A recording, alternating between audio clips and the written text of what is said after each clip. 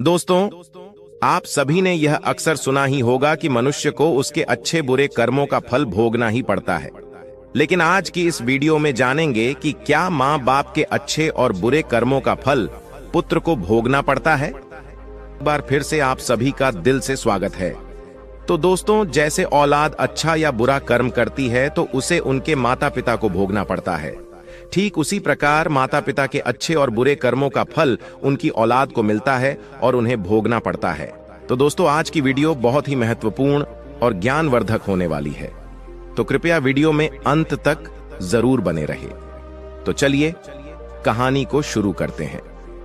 एक समय की बात है, एक महान तपस्वी अपने आश्रम में रहता था।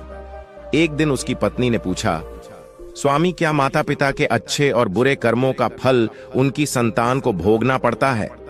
तभी महात्मा ने कहा, हे देवी, माता पिता के अच्छे और बुरे कर्मों का फल उनकी संतान को अवश्य ही भोगना पड़ता है।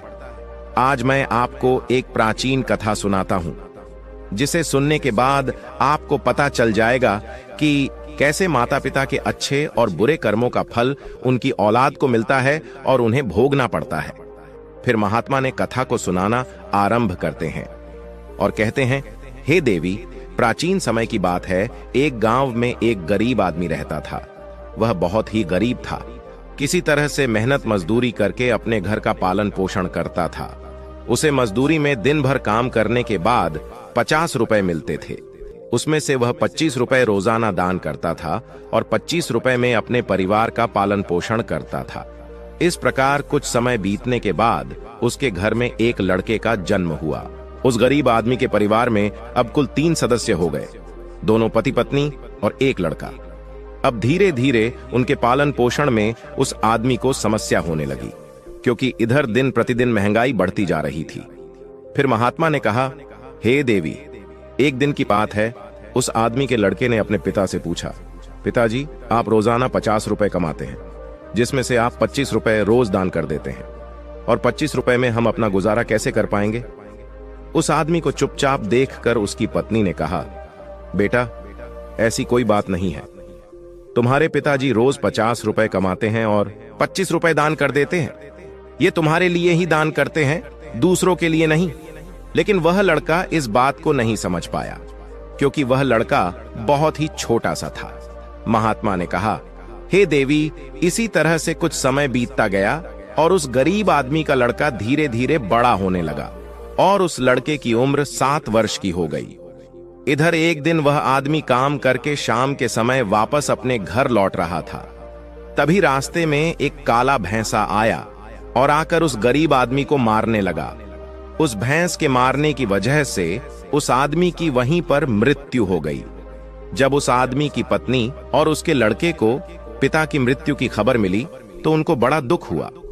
फिर एक दिन उस गरीब आदमी के लड़के ने अपनी मां से पूछा कि मां, हमारे पिताजी कहां चले गए हैं? उस गरीब आदमी की पत्नी ने कहा कि बेटा, तुम्हारे पिताजी हम सबको छोड़कर यमपुरी में यमराज के पास चले गए हैं। तब बेटे ने कहा, जब पिताजी थे तो रोजाना 50 रुपए कमाते थे और 25 रुपए की बचत करते थे। हमारा पालन पोषण उसी 25 रुपए में करते और बाकी के 25 रुपए वह दान करते थे। अब हमारा पालन पोषण कैसे होगा? कैसे हमारा पेट भरेगा? फिर मां ने अपने बेटे से कहा, बेटा, जिस घर में गरीबी होती है उसका कोई सहायक नहीं होता है। उससे सभी दूर भागने लगते हैं सिवाय भगवान के, क्योंकि वही गरीबों के सहायक होते हैं। फिर बेटे ने अपनी मां से कहा कि मां, ऐसा मत सोचो, मैं यमराज के पास जाऊंगा और अपने पिताजी को वापस लेकर आऊंगा। हमारी गरीबी देखकर यमराज को हमारे ऊपर अवश्य दया आ जाएगी और वह हमारे पिताजी को मेरे साथ अवश्य भेज देंगे। फिर महात्मा ने कहा, हे देवी, उस छोटे से बच्चे की बात पर उसकी मां ने ध्यान नहीं दिया। फिर एक दिन की बात है, उस गरीब आदमी की पत्नी अपने लड़के को घर पर अकेला छोड़कर गांव में काम करने के लिए चली गई। और उधर जो उसका लड़का था, उसने मन में सोचा कि मैं यमराज के पास जाता हूं और अपने पिताजी को लेकर आता हूं। ऐसा सोचकर वह लड़का अपने पिताजी को लाने के लिए अपने घर से चल देता है। उस लड़के को चलते चलते काफी समय बीत गया। फिर उसे थकान का अनुभव हुआ और वह एक बहुत ही विशाल आम के पेड़ को देखकर उसकी छाया में जाकर के बैठ गया। तभी उस आम के पेड़ ने मनुष्य की आवाज में कहा कि बेटा, तुम कौन हो और कहां जा रहे हो? मेरी छाया में आज तक तुम्हारे जैसा कोमल बालक नहीं आया है। फिर उस लड़के ने कहा कि मैं एक गरीब आदमी का बेटा हूं और अपने पिताजी को लाने के लिए यमराज के पास जा रहा हूं। उस आम के पेड़ ने जब उसकी यह बात सुनी तो उसने कहा कि बेटा, तू मेरे लिए भी यमराज से एक प्रश्न पूछ कर आना कि मैं कई वर्षों से यहां पर लगा हुआ हूं, लेकिन मेरा एक भी पत्ता जमीन पर नीचे नहीं गिरता है और ना ही मेरी डालियां सूखती हैं। मैं कितने वर्षों तक और यहां पर खड़ा रहूंगा? मैंने अपने पूर्व जन्म में ऐसा कौन सा पाप किया था जिस कारण से मुझे इस योनि से मुक्ति नहीं मिल पा रही है? इसका कौन सा कारण है? तब उस लड़के ने कहा कि ठीक है, मैं यमराज से तुम्हारा यह प्रश्न जरूर पूछकर आऊंगा। महात्मा ने कहा, हे देवी। इतना कहकर वह लड़का वहां से आगे जाता है और चलते चलते रास्ते में उसे एक इच्छाधारी सर्प मिला। उस सर्प को देखकर वह लड़का डर के मारे कांपने लगा और वहां से भागने ही वाला था। तभी वह सर्प मनुष्य की आवाज में बोलने लगा, बेटा, तुम मुझसे डरो मत। मुझे इतना बताओ कि तुम कौन हो और कहां जा रहे हो? वह लड़का उस सर्प के पास गया और हाथ जोड़कर कहने लगा, हे नागराज, मैं गरीब आदमी का बेटा हूं और मैं यमराज के पास अपने पिताजी को लाने के लिए जा रहा हूं। उस सर्प ने कहा कि बेटा, तुम यमराज से मेरा एक प्रश्न पूछ कर आना। मैं कई वर्षों से यहां पर पड़ा हुआ हूं, मेरे से अब चला भी नहीं जाता। मेरे शरीर में इतनी भी जान नहीं है कि मैं थोड़ा सा भी चल फिर सकूं। मैंने अपने पूर्व जन्म में ऐसा कौन सा पाप किया था जिस कारण से मुझे इस योनि से मुक्ति नहीं मिल पा रही है? इसका कौन सा कारण है? तब उस लड़के ने कहा कि ठीक है, मैं यमराज से तुम्हारा यह प्रश्न पूछकर जरूर आऊंगा।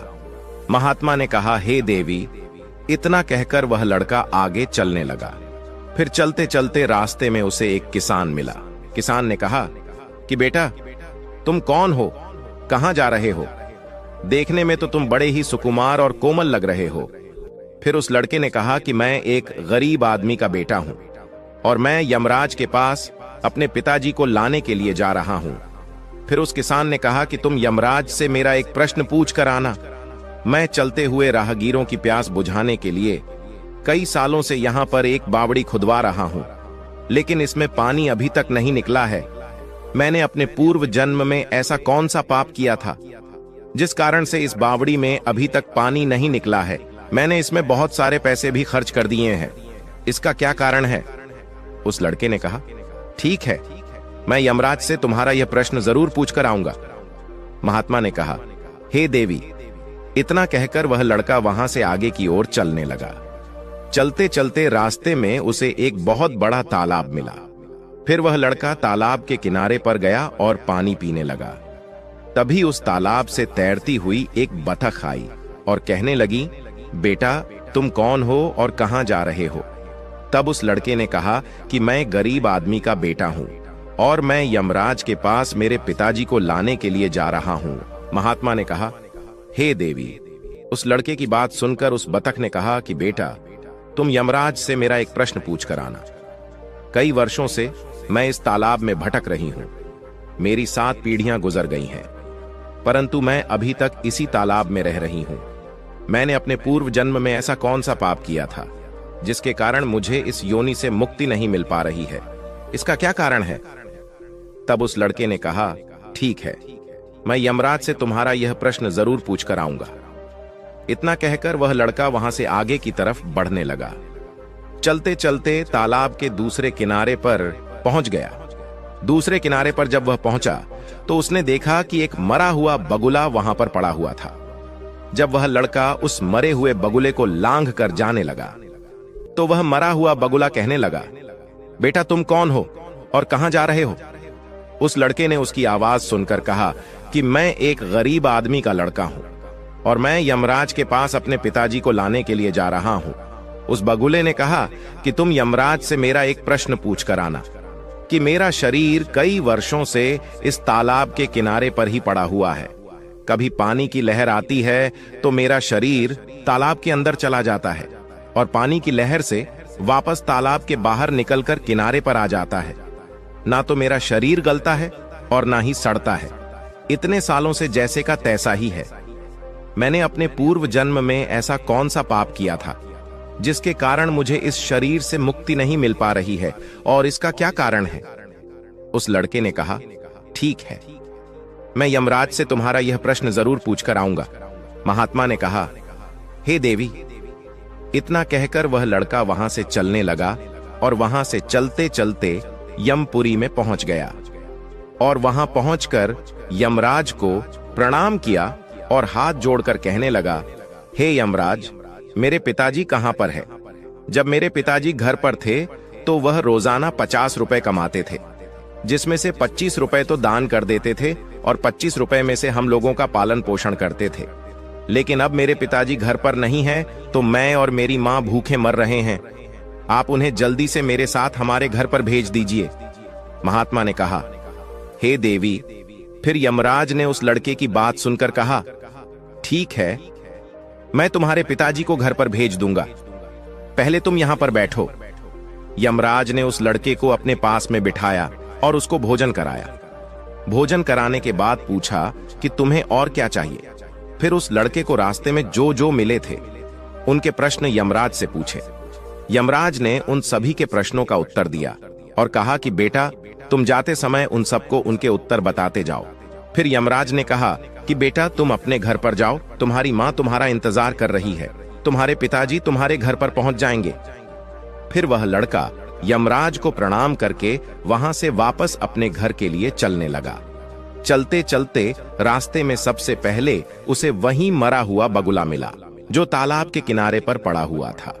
उस लड़के को देखकर वह मरा हुआ बगुला कहने लगा, बेटा, क्या तुमने यमराज से मेरा प्रश्न पूछा था? तब उस लड़के ने कहा, हां, मैंने यमराज से तुम्हारा प्रश्न पूछा था। यमराज ने कहा कि तुम पहले बहुत बड़े विद्वान थे, परंतु तुमने किसी को भी अपना ज्ञान नहीं बताया। अब मर गए हो, वह ज्ञान तुम्हारे अंदर ही अंदर खौल रहा है। जब तक तुम अपना ज्ञान किसी को नहीं बताओगे, तब तक तुम्हारी आत्मा को शांति नहीं मिलेगी। महात्मा ने कहा, हे देवी। फिर उस मरे हुए बगुले ने कहा कि बेटा, अब ऐसी हालत में मेरे पास ज्ञान लेने के लिए कौन आएगा? तुम मेरा ज्ञान ले लो। फिर उसने उस लड़के को जितना भी उसके पास ज्ञान था वह सारा ज्ञान उस लड़के को दे दिया, और ज्ञान देने के बाद तुरंत ही उसकी आत्मा को मोक्ष की प्राप्ति हो गई। फिर वह लड़का आगे चल पड़ा। चलते चलते उसे वहीं बतख मिली। बतख ने कहा कि बेटा, क्या तुमने यमराज से मेरा प्रश्न पूछा था? उस लड़के ने कहा कि हां, यमराज से मैंने तुम्हारा प्रश्न पूछा था। उन्होंने कहा कि तुम्हारे अंदर अमृत है, जब तक तुम इस अमृत को किसी को नहीं दोगी तब तक तुम ऐसे ही व्याकुल रहोगी।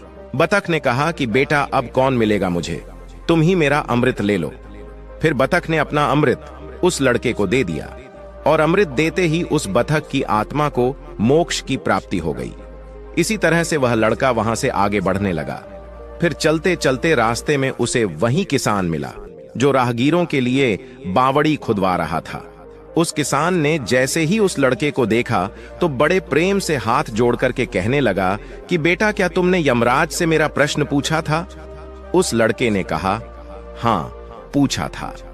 यमराज ने कहा कि आपके घर में एक जवान कन्या कुंवारी बैठी हुई है।